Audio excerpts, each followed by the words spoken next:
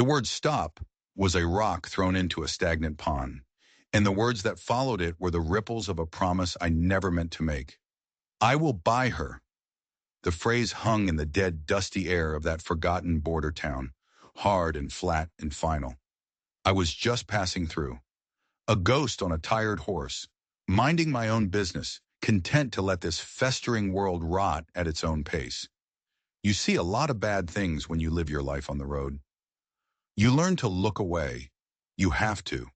If you try to fix every broken thing you find, the world will just pull you apart, thread by thread, until there's nothing left of you. This auction was no different. Stolen horses with brands crudely burned over, cattle with ribs showing like washboards, and people, a handful of human beings, treated like livestock, their eyes as empty as a dried-up riverbed. It wasn't my business. It wasn't my fight. I had my own ghost to wrestle, my own ledger full of red ink. I was already turning my horse to leave, to ride back into the silent emptiness that had become my only home. And then the auctioneer, a man with a sweat-stained hat and a voice like gravel, shoved her into the center of the ring. She was a native girl, so thin you'd think a strong wind could snap her in two. Her face was a perfect mask of stone, carved from pure defiance. You couldn't read a single thing on it, but her eyes were a different story. They were two burning coals in the dark, blazing with a fire that could have turned the whole town to ash. The crowd of lowlifes and drifters jeered and spat. Just another piece of property to be used and discarded. I told myself to keep walking. It wasn't my concern. But then a stray beam of brutal sunlight caught her wrist as she struggled against the ropes, and I saw it. A small, perfect tattoo of a black dragonfly. Its wings were spread wide, frozen in mid-flight. An intricate, delicate marking that punched the air right out of my lungs. I'd only seen it once before, on the hand of a man who had dragged me from the jaws of a blizzard years ago. A man who had wrapped me in his own blanket, a death sentence in that cold, and sat with me until the dawn he knew he would never see. His name was Black Hawk.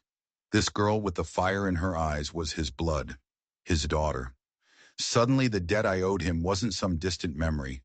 It was a living, breathing thing standing right in front of me, bound in ropes. A debt not of silver or gold, but of life. A life for a life. That was the code, the only code that mattered. The auctioneer's droning voice faded to a dull buzz. The greasy faces of the crowd dissolved into a blur.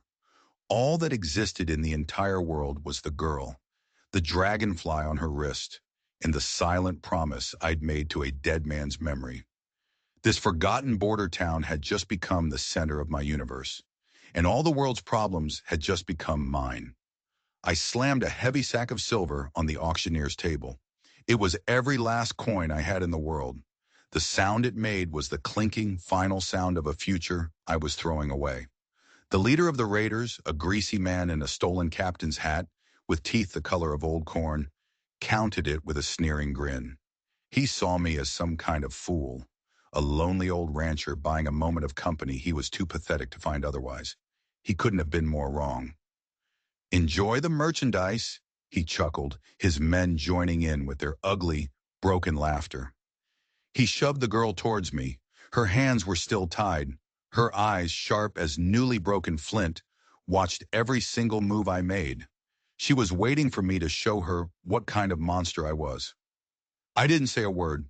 I just pulled my knife, the one I'd carried for 1,000 miles, and sliced through her ropes. Then I flipped it and offered it to her, handle first. For a long second, she just stared at it. Then her eyes flicked up to mine. She was looking for the trick, the angle. In her world, no one gave you a weapon without wanting something terrible in return. She took the knife, her fingers wrapped around the worn leather handle like it was an extension of her own hand. And in that moment, the power in the dusty streets shifted. It was no longer about a buyer and his property. It was about something else entirely. We walked away from that pit, the laughter of fools chasing us like a bad smell. As we cleared the edge of town, the vast, empty desert stretched out before us, a canvas of baked earth and shimmering heat. We didn't speak. There are no words for a situation like this. There's only the silent language of survival. I handed her my canteen.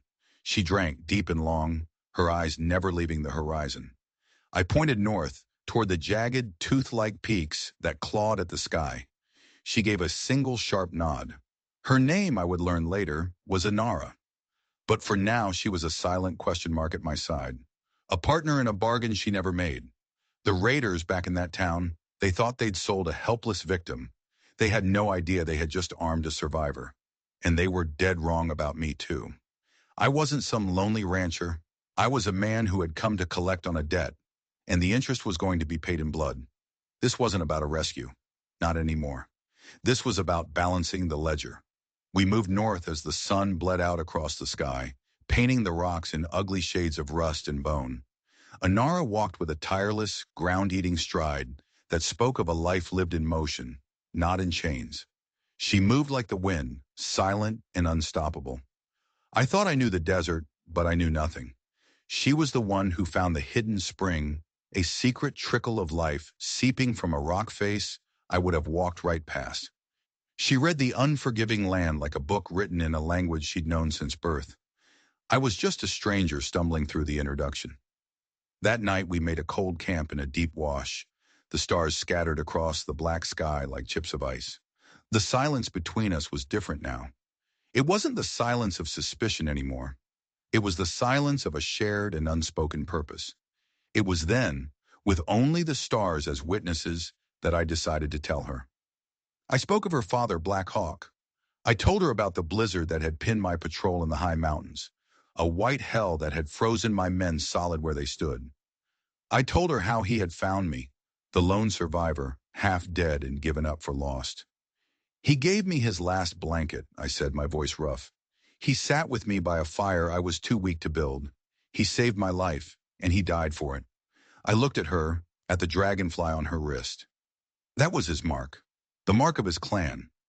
I swore that if I ever saw it again, I would repay the debt.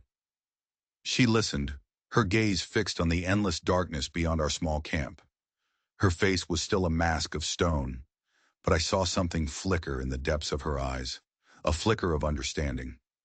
When I finished, she didn't speak. She simply reached into a small, intricately beaded pouch she'd hidden in her boot. From it, she took a single, perfect hawk feather. She held it out to me in the starlight. "His spirit watches," she said, her first words to me. Her voice was low and clear, like the sound of water running over stones. "He sent you." I took the feather. A debt acknowledged. A partnership sealed. But then her eyes turned back toward the south, back toward that hellish town, and they hardened into chips of obsidian. "They have others," she said, her voice turning sharp and dangerous. "My brother Chino, the women from our village, they are in the place the rocks weep." Just like that, my simple mission to save one person had become a war to free them all. The ground beneath my feet had shifted again. I wasn't just repaying a debt to a dead man anymore. I was an instrument of vengeance for the living. She knew where they were. Of course she did. The place the rocks weep, she explained, was a deep, jagged canyon, a scar carved into the earth. A spring fed a poison grove of cottonwoods at its bottom, making it a natural fortress. A choke point, a place that was all but impossible to assault. But then came the next twist, the twist that changed everything. Inara hadn't just been their captive. They were fools, but not stupid. They knew she was Black Hawk's daughter, and they knew that meant she held the keys to this land in her mind. She had been their unwilling scout. They had forced her to guide them through her own people's sacred lands, using her knowledge to plunder and destroy, before they betrayed her and put her on that auction block. They thought they had broken her, taken everything from her. What they had actually done was give her a perfect, detailed understanding of their entire operation. She wasn't just a survivor. She was an intelligence officer, and she had a perfect memory. With the point of the knife I had given her, she drew a map in the hard-packed dirt. Her movements were precise, certain. She marked the sentry posts, the main camp, the crude pens where they held her people. She even marked the captain's tent and the spot where they kept the bulk of their ammunition. My role in this was changing with every passing second. I was no longer the lone agent of a forgotten promise. I was the weapon, and she was the hand that would guide me to the heart of the enemy. We spent the next day preparing. There was no wasted motion, no wasted words. I stripped and cleaned my rifle and my pistol, counting every precious round. Each bullet was a promise.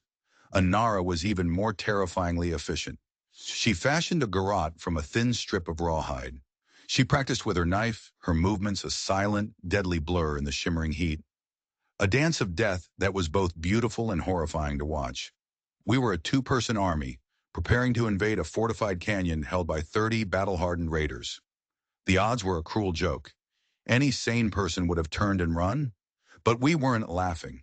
We were bound by something stronger than numbers, stronger than fear. She fought for her blood, for her people, for her home. I fought for my soul, for the chance to wipe a single entry of red from my own internal ledger. As dusk fell, a bruised and bloody smear on the horizon, we stood on a high ridge overlooking the canyon. Down below, the campfires of our enemy flickered like malevolent stars. It was a hellish, ugly place, a wound on the face of the desert, and we were about to walk right into it. Darkness was our only ally. We began our descent, using a trail so narrow it was little more than a suggestion of a path. The rocks scraped our sides, eager to taste our blood. The air in the canyon grew thick and heavy, carrying the foul scent of wood smoke, unwashed bodies, and cheap whiskey. It was the smell of human cruelty. Anara led the way. Her bare feet made absolutely no sound on the loose stone. She moved like a phantom, a ghost come home to haunt the men who had wronged her. She suddenly froze, her hand held up in a silent command. She pointed. Above us on a dark ledge was a hunched shape, a sentry. Getting past him wasn't an option. He had to be removed, silently. I motioned for her to stay put. I began to climb the sheer rock face beside the trail, my fingers searching for tiny holds in the crumbling stone. Every movement was a calculated risk. Every dislodged pebble could be a death sentence echoing through the canyon and bringing the entire pack down on us. The sentry was sloppy, overconfident. He was humming a tuneless, drunken dirge to himself, staring out into the vast, empty darkness, never once thinking that the real threat could come from directly below. I pulled myself over the ledge, a shadow detaching itself from the other shadows. He turned, his eyes widening in surprise. His mouth opened to shout an alarm that never came. My knife found its home under his ribs. I didn't let him fall. I lowered his body to the ground gently, the crushing silence of the canyon unbroken. 1 down, 29 to go. Anara was already moving before I had even wiped the blade. Her eyes scanned the path ahead, her entire being focused on the next step, the next threat. We moved like this for what felt like an eternity, a slow, tense crawl into the belly of the beast. Each campfire we passed was a small circle of profound danger. The guttural laughter of the raiders echoed off the canyon walls, a constant, ugly reminder of the brutality that awaited us if we failed. This wasn't a battle of bullets and noise. It was a battle of shadows and whispers, fought on a knife's edge. And then we found them. In a crude pen built against a sheer rock wall, like a cage for animals, was a small group of women and children. They were huddled together for warmth, their faces etched with a despair so deep it felt like a physical thing. Among them I saw a young boy, maybe 10 years old, his expression not of fear, but of pure, defiant rage. Anara's breath hitched, a tiny, almost inaudible sound. Chino, her brother. We had to move fast. Surprise was a candle flame in a hurricane, and it was about to flicker out. I used my knife to saw through the thick, greasy rope that served as a gate to the pen. The fibers parted with a quiet, rasping sound. At the same time, Anara moved like smoke among the prisoners. Her hand clamped gently over her brother's mouth, and she began whispering urgent, rapid instructions in their native tongue. They were terrified, but they recognized their savior. Hope, a thing they had likely forgotten, began to dawn in their eyes. But one of the younger women, her nerves completely shattered, began to cry. It wasn't loud, just a thin, terrified whimper. It was enough. In the sudden silence of the canyon, it sounded like a scream. A dog tied near the captain's tent started barking, a frantic, furious noise that ripped the night to shreds. The camp erupted. Shouts echoed from every direction. Lanterns flared to life, casting wild, dancing shadows across the canyon walls. The time for stealth was over. The time for violence was now. I drew my pistol, the cold steel of familiar comfort in my hand. "Go!" I yelled to Anara, my voice a harsh crack in the sudden chaos. "Get them to the North Trail, the one you marked on the map. I'll hold them here." She gave me one last look. It wasn't a look of gratitude or fear or even resolve. It was a look that said everything and nothing. It was the look of a fellow warrior. Then she was gone, shepherding her people into the darkness like a wolf protecting her cubs. I took cover behind a stack of stolen crates, the wood rough against my back. I raised my pistol, took a steadying breath, and opened fire. My first shot wasn't aimed at a man. It was aimed at the main lantern hanging in the center of the camp. The glass shattered, plunging the heart of the camp back into a confusing, chaotic darkness. The raiders, blinded and disoriented, fired wildly, their bullets splintering the wood all around me. They were shooting at ghosts. I fired back. Not to kill them all, not yet. My goal was to sow chaos, to be a bigger, louder, more immediate threat than a handful of fleeing prisoners. I needed to draw their fire, to focus all their rage and violence right here, on me. Every second I stayed alive, every bullet I made them waste, was another foot of distance gained for Anara and her people. The debt to Blackhawk was being paid, one bullet at a time. The escape was a running gunfight through a nightmare landscape of rock and shadow. I fell back from position to position, using the raiders' own camp for cover, making them pay in blood for every single inch of ground they gained. But there were too many of them. Far too many.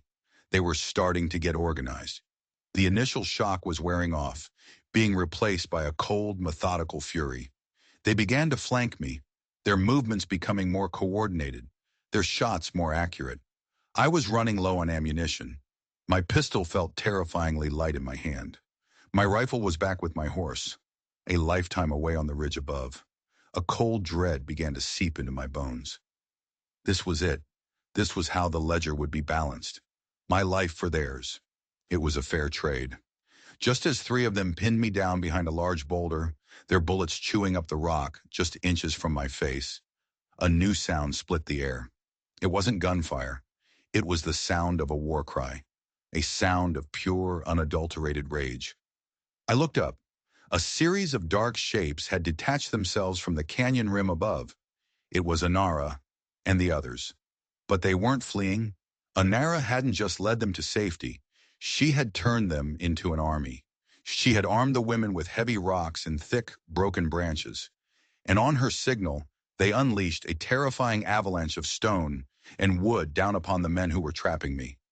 The raiders scattered in pure primal panic. One man screamed a high, thin scream as a boulder the size of a pumpkin crushed his leg, pinning him to the ground. The unexpected, brutal barrage from above gave me the opening I desperately needed. I broke cover and sprinted into the darkness, following the echo of Anara's call. I scrambled up the narrow trail, my lungs burning, my legs screaming in protest. We didn't stop. We didn't dare. We ran until our lungs felt like they were on fire and our legs were numb, useless things. The sounds of pursuit grew fainter and fainter behind us, until finally they were gone, swallowed by the vast, indifferent silence of the desert night. We had done it. We had pulled the thorn from the lion's paw. But the lion was now awake, and it was furious. We had won the battle in the canyon, but the war for survival had just begun. The open desert offered no place to hide, and we knew, with a certainty that was as cold and hard as the ground beneath us, that they would hunt us. For 2 days we ran. There was no other word for it. The captain and what was left of his vicious horde were relentless. They were a pack of starving wolves on our trail, and their horses gave them an advantage we simply couldn't match. We were tired, we were thirsty. The children, exhausted and terrified, were slowing us down. The hope we had felt after escaping the canyon was beginning to curdle into a grim, gnawing despair. But Anara was in her element. This wasn't a prison to her, it was her home. She led us through treacherous terrain specifically designed to break a horse's leg. She took us over stretches of flat, sun-baked rock that left no tracks. She doubled back on our trail again and again, weaving a complex web of confusion to slow them down. She was buying us time, precious minutes and hours, but we all knew it was running out. A horse will always outrun a person on foot. It was simple, brutal math. On the third day, we saw it, a faint brown smudge on the distant horizon. A dust cloud. Our time had officially run out. They had found us. There was no more running. Anara stopped, her eyes scanning the landscape. She pointed to a narrow box canyon nearby. It was a dead end, a tomb with high, sheer walls. It looked like a trap, the last place on Earth you'd want to be cornered. But as I looked closer, I saw the tactical genius in her choice. It was a funnel. They couldn't swarm us. They could only come at us a few at a time, straight into our teeth. Here, she said, her voice grim. We make our stand. We had minutes, maybe less. I positioned the women and children at the very back of the canyon, arming them with any rocks they could find. I gave Anara my pistol. I kept the rifle for myself. It only had a few rounds left, but I would make each one count. We found what little cover we could on either side of the narrow entrance. We were no longer the hunted. We were the bait. We were turning their aggression, their arrogance, their overconfidence into a weapon we could use against them. I laid the single hawk feather Anara had given me on a rock beside me. It was a reminder of the dead, a silent prayer to a dead man's spirit. The sound of hoofbeats grew louder, a rumbling thunder that seemed to shake the very ground. The sound of our judgment approaching. They rode into the canyon with an arrogant swagger, whooping and firing their guns into the air. They saw us as cornered animals. Their final bloody victory was just moments away. That was their first mistake, and their last. My first rifle shot took the captain's horse out from under him. The animal screamed and collapsed, sending him hitting the ground hard. The wind was knocked out of him, his arrogant charge instantly turning into a confused, dusty heap. Anara's pistol barked from the other side of the entrance, and another rider tumbled from his saddle. The canyon, which they had seen as their killing ground, had become a gauntlet of death. Their superior numbers were useless in the narrow, claustrophobic confines. The fight was brutal. It was close quarters, personal, and ugly. A maelstrom of noise, gunsmoke, and pure desperation. When my rifle finally ran empty, I used it as a club, swinging it with all my strength. Anara fired with a cold, methodical precision, each shot finding its mark with deadly accuracy. The women and children, their fear replaced by a righteous fury, rained rocks down from above, creating chaos, turning the canyon floor into a treacherous, unstable landscape. The hunters had become the prey, caught and broken in a trap of their own making. The last raider I faced was the captain himself. He had lost his hat, his face was a mask of crazed, dirt-streaked fury. He came at me with a long, wicked-looking knife. My own blade, the one I had given to Anara, and she had returned to me, met his. We fought in the swirling dust, two men locked in a primal struggle for survival. But he was fighting for greed, for power, for nothing. I was fighting for a promise. My blade found his heart. He collapsed at my feet, the dust around him slowly turning into a dark red-brown stain.